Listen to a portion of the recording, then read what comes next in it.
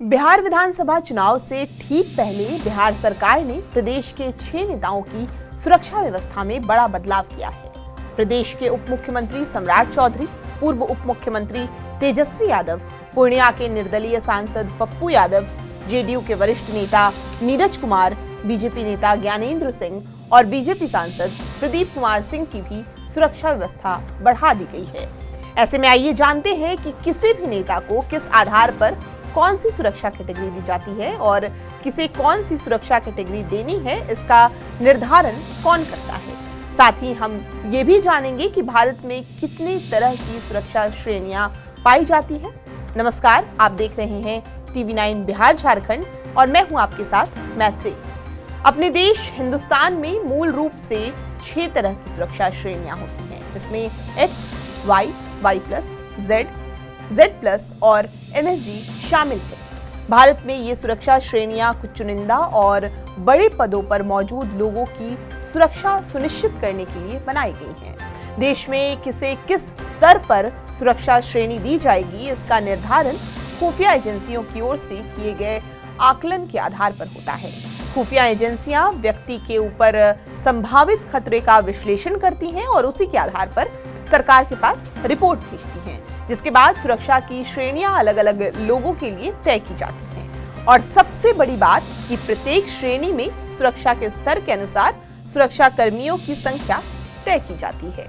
X category की सुरक्षा भारत में सबसे निचले स्तर की सुरक्षा श्रेणी मानी जाती है। इस श्रेणी में केवल 2 सुरक्षा कर्मी तैनात किए जाते हैं, जिनमें से एक व्यक्तिगत सुरक्षा अधिकारी यानी PSO होता है। PSO सीधे उस व्यक्ति की सुरक्षा का जिम्मा संभालता है। ये सुरक्षा उन व्यक्तियों को दी जाती है जिन पर खतरे का स्तर अपेक्षाकृत कम होता है। Y कैटेगरी की सुरक्षा में कुल 11 सुरक्षा कर्मी तैनात होते हैं, जिनमें 2 PSO शामिल होते हैं। इस श्रेणी में सुरक्षा का स्तर X कैटेगरी से ज्यादा होता है, लेकिन इसमें कमांडो शामिल नहीं होते हैं। ये सुरक्षा उन व्यक्तियों के लिए होती है जिन पर मध्यम स्तर का खतरा होता है। Y+ कैटेगरी की सुरक्षा उन व्यक्तियों को दी जाती है जिनके खिलाफ संभावित खतरे का स्तर Y कैटेगरी से ज्यादा होता है, लेकिन ये Z कैटेगरी जितना गंभीर नहीं होता। इस श्रेणी में कुल 11 सुरक्षा कर्मी तैनात किए जाते हैं, जिनमें से 1 या 2 कमांडो और 2 PSO शामिल होते हैं। Z कैटेगरी की सुरक्षा भारत में उच्च स्तरीय सुरक्षा व्यवस्था मानी जाती है, जो उन व्यक्तियों को दी जाती है जिन पर गंभीर खतरे की संभावना होती है। इस श्रेणी की सुरक्षा में कुल 22 सुरक्षा कर्मी तैनात होते हैं।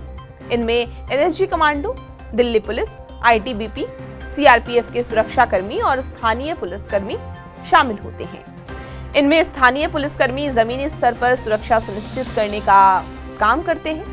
Z+ कैटेगरी की सुरक्षा भारत में स्पेशल प्रोटेक्शन ग्रुप यानी SPG के बाद सबसे उच्च स्तर की सुरक्षा श्रेणी मानी जाती है। ये सुरक्षा व्यवस्था उन विशिष्ट व्यक्तियों को प्रदान की जाती है जिन पर अत्यधिक गंभीर खतरा होता है।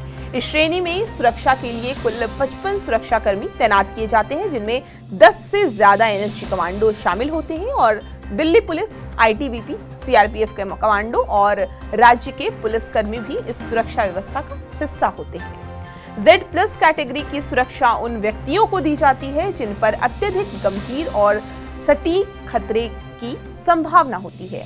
इनमें प्रधानमंत्री, उच्च स्तरीय सरकारी अधिकारी, प्रमुख राजनेता और अन्य विशिष्ट व्यक्ति शामिल होते हैं। NSG यानी नेशनल सिक्योरिटी गार्ड कैटेगरी की सुरक्षा विशेष रूप से उन व्यक्तियों को दी जाती है जिनके जीवन को अत्यधिक गंभीर खतरा होता है, जैसे आतंकवादी हमले या अन्य उच्च स्तरीय खतरों का सामना करने वाले व्यक्तियों के लिए NSG सुरक्षा मुहैया कराई जाती है।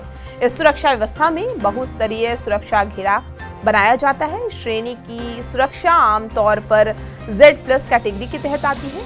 अभी के लिए बस इतना ही। आपके लिए ये खबर लिखी थी हमारे साथी प्रमित सिंह ने। आपको ये पूरी जानकारी कैसी लगी हमें कमेंट करके जरूर बताएं और बिहार की तमाम खबरों के लिए आप हमारे साथ बने रहें और देखते रहें TV9 बिहार झारखंड।